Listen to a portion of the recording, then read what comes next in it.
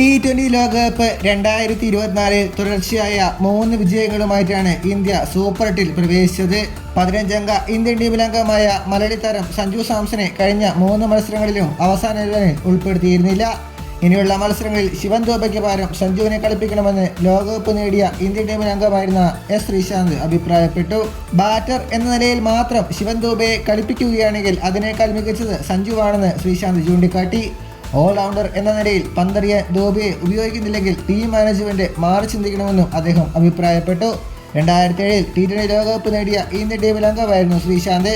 രോഹിത് ശർമ്മയും വിരാട് കോഹ്ലിയും തന്നെ ഇന്നിംഗ്സ് ഓപ്പൺ ചെയ്യാൻ ഇറങ്ങുകയാണെങ്കിൽ കഴിഞ്ഞ മത്സരങ്ങളിലെ ലെവലിൽ ഒരു മാറ്റം ഉണ്ടാവാൻ സാധ്യതയില്ലെന്നുമാണ് അദ്ദേഹം ചൂണ്ടിക്കാട്ടിയത്. അക്സർ പട്ടേൽ നന്നായി ബോൾ ചെയ്യുന്നുണ്ട്.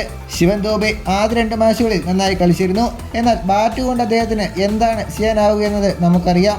ഇപ്പോഴത്തെ 11-ൽ ചെറിയ മാറ്റം ആവശ്യമാണെന്ന് തോന്നുന്നു. സഞ്ജുവുമായി ഈയിടെ സംസാരിച്ചിരുന്നു. ഇന്ത്യക്ക് വേണ്ടി കളിക്കാനുള്ള അവസരത്തിനായി കാത്തിരിക്കുകയാണ് അദ്ദേഹം. മികച്ച ഫോമിലാണ് സഞ്ജു.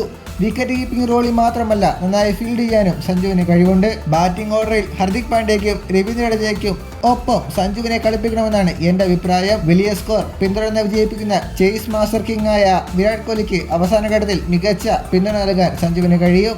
എത്ര വലിയ സ്കോറും പിന്തുടർന്ന് ജയിക്കാൻ ഇതോടെ ഇന്ത്യക്ക് പ്രയാസമുണ്ടാവില്ലെന്നും ശ്രീശാന്ത് കൂട്ടിച്ചേർത്തു. ഇതുപോലുള്ള പുതിയ വാർത്തകൾക്കായി ചാനൽ ഇപ്പോൾ തന്നെ മറക്കാതെ സബ്സ്ക്രൈബ് ചെയ്ത് വയ്ക്കുക.